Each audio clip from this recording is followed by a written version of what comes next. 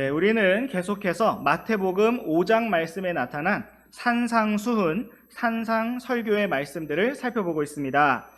예수님께서는 먼저 백성들에게 하늘의 왕국에 대하여 말씀하시면서 어떤 사람들이 복을 받은 자들로서 하늘의 왕국을 상속받을 수 있는지 8가지 복에 대한 말씀을 해주셨습니다. 또한 예수님께서는 백성들의 삶이 어떠해야 할 것인지를 말씀하시면서 그들의 삶이 바로 땅의 소금과 같아야 하고 세상의 빛과 같아야 함을 말씀하셨습니다. 이러한 말씀들은 하나님께서 우리 사람에게 원하시는 삶의 모습과 방향성을 보여주고 있습니다. 초창기에 극단적인 세대주의자들은 이 말씀들을 행위로 지켜서 구원을 받아야 하는 시대가 있다고 가르쳤지만 그 어떤 사람들도 이러한 말씀들을 지켜서 자기 자신의 선함과 의로움으로 구원을 받을 수가 없습니다. 예수님께서 이러한 말씀들을 주신 첫 번째 목적은 모든 사람이 악하고 죄인이며 오직 은혜와 긍휼을 필요로 한다는 사실, 구원자를 필요로 한다는 사실을 보여주시기 위함이었습니다. 또한 두 번째 목적은 하나님께서 사람을 향해 원하시는 삶의 모습을 제시하심으로써 이미 은혜로 구원을 받은 우리 성도들이 나아가야 할 길을 보여주신 것이었습니다. 그러므로 산상수훈의 말씀들은 다른 세대에, 다른 시대에 다른 사람들에게 주신 말씀이 아니라 바로 오늘 주님을 따라 믿음으로 살아가는 나를 향한, 나를 위한 말씀입니다. 오늘도 우리가 이러한 말씀들을 따라서 주님과 함께 걸어가기를 원합니다. 이제 우리 함께 마태복음 5장 17절부터 20절까지 말씀 한 절씩 번갈아 읽으시겠습니다. 내가 율법이나 대언자들의 글을 폐하러 온 줄로 생각하지 말라. 나는 폐하러 오지 아니하고 성취하러 왔노라. 진실로 내가 너희에게 이르노니 하늘과 땅이 없어지기 전에는 율법에서 1.1획도 결코 없어지지 아니하고 마침내 다 성취되리라. 그러므로 누구든지 가장 작은 이 명령들 중 하나를 어기고 또 그렇게 하도록 사람들을 가르치는 자는 하늘의 왕국에서 가장 작은 자라 불릴 것이나 누구든지 그것들을 행하고 가르치는 자 바로 그 자는 하늘의 왕국에서 큰 자라 불리리라. 내가 너희에게 이르노니 너희 의가 서기관들과 바리새인들의 의보다 더 뛰어나지 아니하면 너희가 결코 하늘의 왕국에 들어가지 못하리라. 네, 예수님께서는 이 땅에서 사역하시면서 많은 병든 자들을 안식일에 고쳐주셨고 그들에게 참된 안식을 주셨습니다. 그런데 당시의 수제사장들과 바리새인들은 이러한 예수님의 모습이 안식일을 어기는 것이라고 판단하였습니다. 그들은 참된 안식이시며 살아계신 하나님의 말씀이신 주 예수님을 알아보지 못하고 오히려 예수님을 향해서 하나님의 말씀, 율법을 어기는 자라고 오해하고 비난하였습니다. 그러므로 예수님께서는 17절 말씀처럼 내가 율법이나 대언자들의 글을 폐하러 온 줄로 생각하지 말라고 말씀하셨습니다. 예수님께서는 오히려 구약의 말씀들을 성취하러 오신 분이셨습니다. 또한 예수님의 제자였던 마태는 하나님의 영감을 받아서 바로 이 마태복음을 기록하였는데 처음에 이 말씀을 접하고 읽었던 유대인들은 당시 나사렛 이단이라고 불리던 예수님의 제자들이 모세의 율법을 무시하고 구약 성경을 배격하는 자들이라고 오해하였습니다. 그러므로 마태는 이 말씀을 기록하면서 유대인들의 오해를 풀어주기를 원하였을 것입니다. 예수님께서는 구약의 율법이나 대언자들의 글을 폐하러 오셨거나 반대하러 오신 것이 아니었고 오히려 그 모든 말씀들을 참되게 이루시고 성취하기 위해 오신 분이셨습니다. 예수님께서 이 말씀을 하신 목적과 방향성은 우리가 함께 20절 말씀까지 읽은 것처럼 결국 사람이 구원을 받고 하늘의 왕국에 들어가려면 구약 성경에서 제시하고 있는 율법과 의의 기준을 뛰어넘어야 한다는 사실을 보여주시기 위함이었습니다. 또한 자신들이 하나님의 선택받은 민족이며 언약과 율법을 가진 민족임을 자랑하고 있었던 유대인들이 하나님 앞에서 죄인이고 하늘의 왕국에 들어가기에 합당하지 않은 자들임을 깨닫게 하시기 위함이었습니다. 이제 우리 함께 성경에서 율법이라는 단어를 사용할 때 그것이 무엇을 의미하고 있는지 살펴보도록 하겠습니다. 프린트에 1번 박스, 괄호 1번 항목에 정리해드린 것처럼 성경에서 율법이라는 단어를 사용할 때 크게 세 가지의 의미로 이해될 수가 있습니다. 첫 번째로는 예수님께서 성취하고자 하신 구약시대에 기록된 예언의 말씀을 가리키는 것이라고 할 수가 있습니다. 가장 좁은 의미로는 십계명이나 모세오경을 의미한다고 할 수도 있겠지만 넓은 의미로는 구약 성경 전체를 가리키는 표현으로도 이해될 수가 있습니다. 우리 함께 요한복음 5장 39절 말씀을 보시겠습니다. 시작. 성경 기록들을 탐구하라. 너희가 그것들 안에서 영원한 생명을 얻는 줄로 생각하는데 그것들은 나에 대하여 증언하는 것들이니라. 아멘. 예수님께서는 성경 기록들을 탐구하라고 말씀하시면서 그 성경 기록들이 바로 예수님에 대하여 증언하는 것들이라고 말씀하셨습니다. 여기에서 예수님께서 말씀하신 성경 기록들은 바로 구약 성경을 가리키는 것입니다. 예수님께서 율법을 폐하러 오신 것이 아니라 성취하러 오셨다는 말씀과 연결해보면 예수님께서는 단지 모세오경만을 가리켜서 말씀하신 것이 아니라 구약 성경 전체를 가리켜서 말씀하신 것입니다. 우리는 이미 앞서 예수님께서 베들레헴에서 탄생하신 것이 바로 구약 성경 미가서 말씀을 성취하신 것임을 살펴보았습니다. 요셉과 마리아는 본래 갈릴리 나사렛에 살던 사람들이었지만 하나님께서는 로마 황제 카이사르 아우구스투스를 움직이셔서 온 세상이 조세 등록을 하게 만드셨습니다. 마리아는 이미 배가 부른 만삭의 상태였지만 요셉과 마리아는 자신들의 조상 다윗의 도시인 베들레헴에 가서 남의 집 마구간에서 예수님을 낳게 되었습니다. 이처럼 예수님께서는 구약 성경에 가득한 그분에 대한 직접적으로 기록된 예언의 말씀들을 성취하셨고 또 간접적으로 그림자로 나타난 모든 예표들을 성취하셨으며 이제 왕들의 왕으로 다시 오실 때 구약과 신약의 모든 말씀을 완전하게 성취하실 것입니다.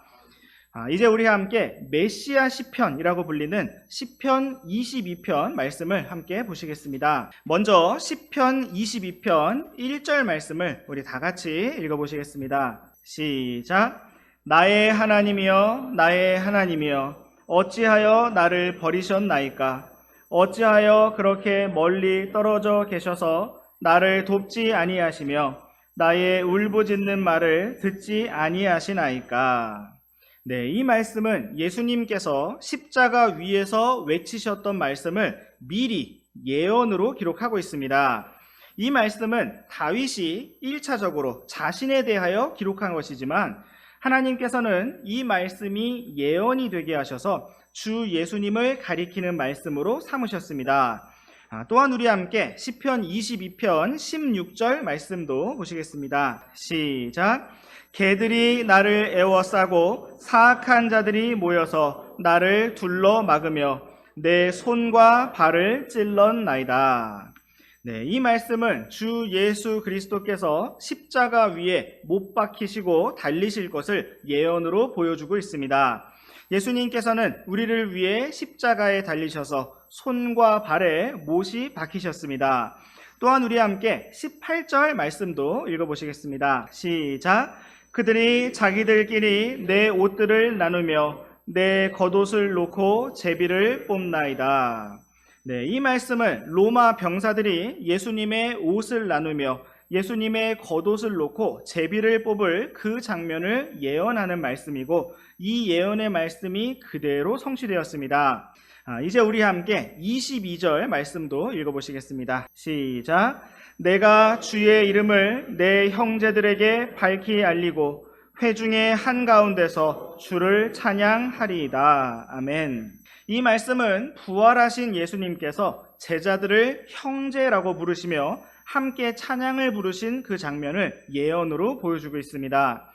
이제 우리 함께 이 말씀을 인용하고 있는 신약의 말씀도 함께 찾아보시겠습니다.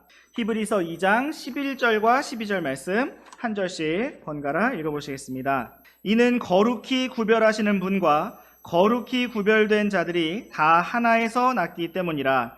이런 까닭으로 그분께서 그들을 형제들이라 부르기를 부끄러워하지 아니하시며 이르시되 내가 주의 이름을 내 형제들에게 밝히 보이고 교회 한 가운데서 노래로 주를 찬양하리이다 하시며. 아멘. 이 말씀은 우리가 앞서 보았던 시편 22편의 말씀을 인용하면서 그 말씀이 바로 주 예수님에 대한 예언의 말씀이었음을 잘 설명해주고 있습니다. 이 말씀과 같이 주 예수님께서는 본래 하나님의 독생자, 유일한 아들이셨지만 이제는 첫째 아들 맏형이 되셨고 우리는 그분의 형제들이 되었으며 하나님의 아들들, 상속자들이 되었습니다. 이처럼 놀라운 은혜와 영광으로 우리를 구원하신 주님을 찬양합니다. 이제 다음으로 우리 함께 성경에서 율법이라는 단어가 등장할 때 거룩하고 영적인 기준, 의의 기준을 의미한다라는 점을 살펴보시겠습니다. 우리 함께 로마서 7장 12절 말씀을 보시겠습니다. 시작. 그러므로 율법도 거룩하고 명령도 거룩하며 의롭고 선하도다. 아멘. 이 말씀처럼 성경은 율법이 거룩하고 명령도 거룩하며 의롭고 선하다고 말씀하고 있습니다. 앞서 우리는 율법이라는 단어가 주 예수님에 대하여 기록하고 있는 구약의 예언의 말씀들이라는 면을 살펴보았는데 여기에 기록된 율법이라는 단어는 거룩하고 의롭고 선한 의의 기준을 의미하는 것입니다. 또한 우리 함께 로마서 7장 14절 말씀도 읽어보시겠습니다. 시작. 우리가 아는 바와 같이 율법은 영적이지만 나는 육신적이어서 죄 아래 팔렸도다. 아멘. 네, 이 말씀은 하나님의 절대적인 의의 기준을 기록하고 있는 그 율법이 영적인 것이라고 말씀하고 있습니다. 그러나 그 말씀대로 살고자 하였던 사도 바울은 육신적이어서 하나님의 기준에 이르지 못했고 오히려 죄 아래 팔렸다고 기록하고 있습니다.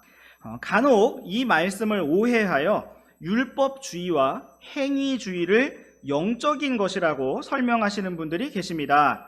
그러나 이 말씀은 하나님의 말씀 그 자체가 선하고 의롭고 영적이라고 표현하고 있는 것이지 율법주의를 대표하는 바리새인들과 서기관들의 방식이 영적인 것이었다고 설명하는 것이 아닙니다. 오늘 우리 성도들의 나아갈 길은 오직 은혜와 긍휼로 하나님을 풍성하게 아는 삶으로 그리스도께서 사시는 생명의 삶으로 나아가는 것입니다. 이제 우리 함께 로마서 3장 21절 말씀도 보시겠습니다. 시작. 그러나 이제는 율법 밖에 있는 하나님의 의, 곧 율법과 대언자들이 증언한 의가 드러났는데. 네, 이 말씀은 주 예수님께서 믿음을 통해 우리에게 주신 하나님의 의가 무엇인가에 대해서 설명하고 있습니다. 성경은 그것을 율법 밖에 있는 의라고 표현하고 있고 또한 하나님의 의라고 부르고 있으며 곧 율법과 대언자들이 증언한 의라고 말씀하고 있습니다. 우리가 믿음을 통해 의롭게 된 이 의로움이 율법 밖에 있는 의인 것은 율법의 행위로부터 나온 의가 아니고 주 예수 그리스도를 믿는 믿음으로부터 나온 의이기 때문입니다. 또한 이것이 하나님의 의인 것은 사람의 노력과 의지로 만들어낸 사람의 의가 아니라 창조주 하나님, 전능자 하나님, 살아계신 하나님이신 주 예수 그리스도의 의이기 때문입니다. 또한 이것이 율법과 대언자들이 증언한 의인 것은 성경 기록들이 주 예수 그리스도에 대하여 증언하고 있기 때문입니다. 성경에서 율법은 첫 번째로 예수님에 대하여 기록하고 있는 예언의 말씀들이라고 하였고 또 두 번째로는 의의 기준이라고 하였는데 율법 그 자체가 기록하고 있는 참된 의는 율법을 통하여 오지 않는, 율법 밖에 있는, 율법을 통해서 올 수 없는 의였습니다. 그 의는 바로 하나님의 의이신 주 예수 그리스도입니다. 이제 마지막 세 번째로 성경에서 율법이라는 단어가 등장할 때 의미하고 있는 바를 살펴보도록 하겠습니다. 성경에서 율법이라는 단어는 유대인 랍비들이 만들어낸 인간적인 전통을 가리키는 표현으로 사용되기도 합니다. 우리 함께 마가복음 7장 7절에서 9절까지 말씀 우리 한 절씩 번갈아 읽어보시겠습니다. 오히려 그들이 사람들의 명령들을 교리로 가르치며 내게 헛되이 경배하는도다 하였느니라. 너희가 하나님의 명령을 버리고 단지나 잔을 씻는 것과 같은 사람들의 전통을 지키며 그 밖에도 그와 같은 많은 일들을 행하느니라 하시고, 또 그분께서 그들에게 이르시되 너희가 너희 전통을 지키려고 하나님의 명령을 철저히 잘 저버리는도다. 네, 예수님께서는 당시 유대인들이 지키던 사람들의 전통에 대하여 경고의 말씀을 주셨습니다. 그 전통은 이스라엘의 랍비들과 장로들과 서기관들과 수제사장들과 바리새인들이 세우고 지켰던 전통이었습니다. 그들은 그 전통을 율법이라고 불렀고 모세를 따르는 길이라고 가르쳤습니다. 사도 바울도 이러한 율법에 대해서 언급하면서 자신이 과거에 율법에 대하여 흠이 없는 자였다라고 표현하기도 하였습니다. 그러나 예수님께서는 그것들이 하나님의 명령을 철저히 저버리는 사람들의 명령이며 사람들의 교리이고 하나님을 헛되이 경배하는 것이라고 말씀하셨습니다. 바리새인들은 예수님이 안식일을 어겼고 율법을 어겼다고 주장했지만 친히 안식일을 만드시고 안식 그 자체가 되시는 주 예수 그리스도께서는 단 한 번도 안식일을 어기지 않으셨고 오히려 백성들에게 참된 안식을 주셨습니다. 오히려 바리새인들이 병든 자들을 불쌍히 여기지 아니하고 안식일에 그들을 고치신 예수님을 비난하면서 내 이웃을 내 자신과 같이 사랑하라는 하나님의 말씀을 어기고 있었습니다. 오늘날에도 하나님의 말씀대로 행한다고 하는 사람들이 많이 있고 하나님의 뜻을 행한다고 하는 사람들이 많이 있지만 너무나 안타깝게도 그러한 사람들이 주 예수님을 따르지 않는 많은 경우들을 볼 수가 있습니다. 무엇인가 옳은 주장을 하는 것 같고 무엇인가를 강력하게 주장하는 것 같지만 그 안에 예수님의 사랑과 긍휼과 온유와 겸손이 없는 것을 볼 수가 있습니다. 하나님의 말씀을 참되게 따르는 것과 사람들의 전통과 교리를 따르는 것은 너무나 비슷해 보이기 때문에 우리는 언제나 겸손히 주님만을 의지해야 합니다. 무엇인가 확신 있게 말한다고 해서 무엇인가 강력하게 말한다고 해서 그 말이 주님의 뜻이라고 할 수 없습니다. 우리가 정말 주님의 말씀을 1.1회까지 주의 깊게 살피며 따라가고자 할 때 주님께서 우리를 빛으로 인도해 주실 것입니다. 이제 우리 다시 마태복음 말씀으로 돌아오셔서 마태복음 5장 18절 말씀을 다시 한번 읽어보시겠습니다. 시작. 진실로 내가 너희에게 이르노니 하늘과 땅이 없어지기 전에는 율법에서 1.1획도 결코 없어지지 아니하고 마침내 다 성취되리라. 아멘. 예수님께서는 율법을 성취하러 오신 자신에 대하여 말씀하시면서 하늘과 땅이 없어지기 전에 율법에서 1.1획도 결코 없어지지 아니하고 마침내 다 성취될 것이라고 말씀하셨습니다. 이 말씀은 우리 독립침례교회들 안에서 성경 보존에 대한 말씀으로 잘 알려져 있는데 여기에서 예수님께서 말씀하신 1차적인 의미는 하나님께서 친히 하신 말씀을 반드시 이루시고 성취하시겠다는 예언의 성취 부분에 더 강조점이 있다고 할 수가 있습니다. 우리는 오늘날 마지막 때를 살면서 이미 예수님께서 처음 이 땅에 오셨을 때 초림 때에 구약의 예언을 성취하신 것들을 역사적 사건을 통해 확인할 수가 있습니다. 그리고 이제 우리는 아직 이루어지지 않은 말씀들이 주 예수님께서 다시 오실 재림의 날에 반드시 이루어질 것을 확신합니다. 하늘과 땅이 다 없어지고 새 하늘과 새 땅이 창조되기까지 하나님께서는 자신의 말씀을 완전하게 이루시고 성취하실 것입니다. 이제 우리 함께 1.1획이라는 표현과 함께 성경 보존에 대해서 살펴보도록 하겠습니다. 세상의 모든 문자는 점과 획으로 이루어져 있다고 할 수가 있습니다.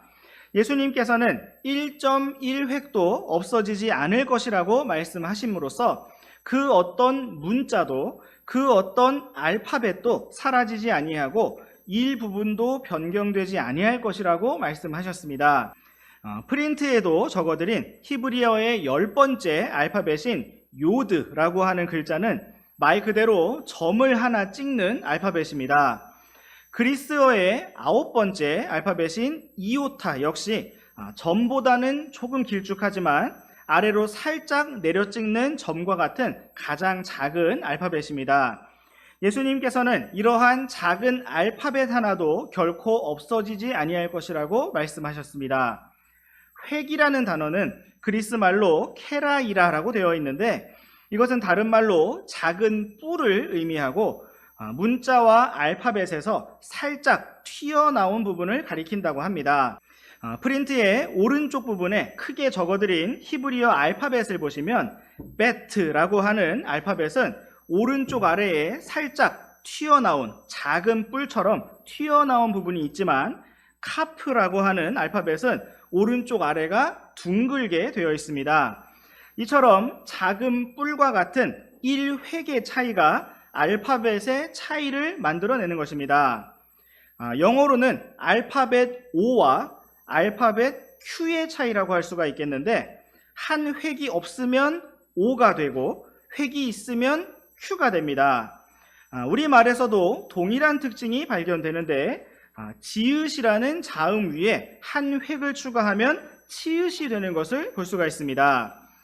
예수님께서 율법에서 1.1획도 결코 없어지지 않을 것이라고 말씀하신 것은 하나님께서 자신의 말씀을 글자 단위로 보존하실 것임을 말씀하신 것입니다.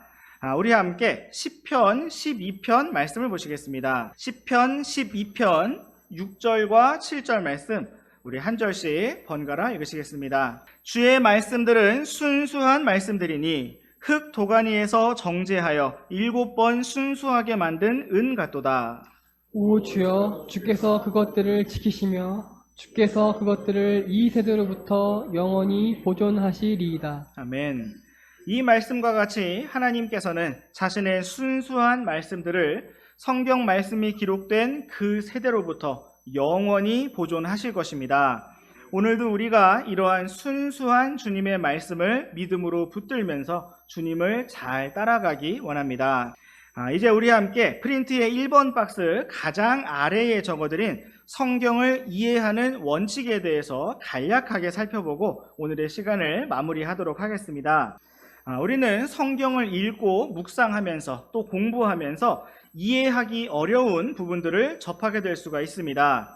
가령 성경은 천사나 그룹이나 스랍들이 언제 어떻게 창조되었는지 기록하고 있지 않은데 많은 성경학자들이 그것을 여러 가지로 추측하고 또 예상하고 주장할지라도 정확하게 알 수가 없는 것은 그것에 대하여 명확하게 기록하고 있는 성경 구절이 없기 때문입니다. 우리는 성경을 믿는 사람들이기 때문에 성경에 기록된 것이라면 우리가 비록 이해하지 못할지라도 그대로 믿고 받아들이고 확신하며 성경에 기록되지 않은 것은 그럴 수도 있겠다라는 가능성만을 열어두어야 합니다. 그 어떤 사상이나 신념도 그 어떤 사람의 주장도 성경 말씀 위에 올라설 수 없습니다. 우리가 성경을 이해하는 기본 원칙은 프린트에 동그라미 1번 항목으로 적어드린 것처럼 문자적으로 이해한다는 것입니다. 성경에서 불이라고 기록했다면 그것은 말 그대로 불을 의미하고 예수님께서 꺼지지 않는 영원한 지옥 불에 대해서 말씀하셨다면 그것은 문자 그대로 꺼지지 않는 지옥불이라고 이해해야 합니다. 이러한 기본 원칙을 벗어나서 다른 의미로 해석을 덧붙이기 시작하면 여호와의 증인도 탄생할 수가 있고 신천지도 탄생할 수가 있고 수많은 창의적인 이단 사이비들이 탄생될 수가 있습니다. 성경을 이해하는 두 번째 원칙은 동그라미 2번 항목처럼 문법적으로 이해한다는 것입니다. 이것은 문자적인 해석을 보조하는 원칙이라고 할 수가 있는데, 가령 예수님께서 나는 포도나무요 라고 말씀하셨을 때 그것은 예수님께서 정말 문자적으로 포도나무시라는 것이 아니라 문법적으로 비유를 사용하셨음을 이해하는 것입니다. 또한 하나님께서 나는 희생물을 원치 아니하고 긍휼을 원한다 라고 말씀하셨을 때 그것은 희생물을 전혀 원치 않으신다는 의미가 아니라 긍휼을 가장 원하신다라는 사실을 강조하시는 표현입니다. 왜냐하면 성경은 우리의 몸을 살아있는 희생물로 하나님께 드리라고 말씀하고 있기 때문입니다. 이처럼 우리는 성경을 이해하기 위해서 단수와 복수, 과거, 현재, 미래의 시제 등의 여러 문법적인 부분을 잘 고려할 필요가 있습니다. 또한 성경을 이해하는 세 번째 원칙은 성경 말씀 가운데서 특정 단어나 표현만을 뽑아낼 것이 아니라 전체 흐름과 맥락 가운데서 이해해야 한다는 것입니다. 사람들 사이에서도 대화의 맥락이 있고 특정 맥락 가운데 특별한 의미로 이해되어지는 표현이나 행동이 있는 것처럼 성경 말씀도 전체 문맥 가운데서 이해되어야 합니다. 마지막으로 성경을 이해하는 네 번째 원칙은 성경 말씀이 기록될 그 당시에 그리고 최초에 성경을 받아서 읽었던 그 독자들이 이해한 방식을 정확하게 파악하는 것입니다. 이것을 우리는 문화적 해석, 역사적 해석이라고 합니다. 이러한 역사적인 이해가 더해질 때 우리는 성경 말씀의 생생한 현장 속으로 더 가까이, 더 깊이 들어갈 수가 있습니다. 우리가 언제나 하나님의 말씀을 읽고 듣고 묵상하고 또 기억할 때마다 1.1획의 모든 말씀들이 생생하게 살아 역사하며 권능 있게 우리를 인도하시기를 원합니다. 오늘도 하나님의 입에서 나오는 모든 말씀을 붙들고 힘차게 주님을 바라보고 따라가는 우리 모두가 되기를 원합니다. 기도하고 마치겠습니다.